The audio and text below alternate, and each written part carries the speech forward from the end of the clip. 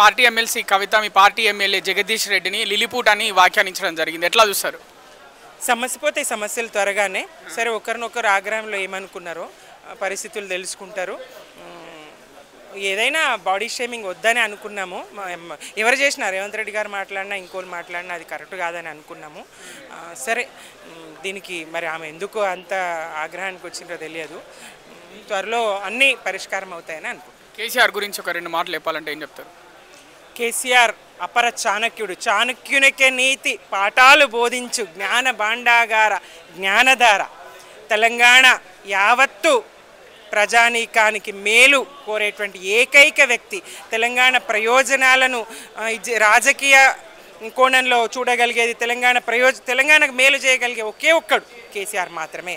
కేసీఆర్ తర్వాతనే ఎవరైనా. తెలంగాణ అంటే కేసీఆర్, కేసీఆర్ అంటే తెలంగాణ. మరి కేసీఆర్ని ఉరిదీయాలని రేవంత్ రెడ్డి అంటుండే, ఎట్లా చూస్తారు? ఆయనను ఉరిదీస్తారు ప్రజలు. ఏ మాటలు రేవంత్ రెడ్డి గారు మాట్లాడుతున్నారో ఆయనకు ప్రజలకు నేర్పిస్తూ ఉన్నాడు.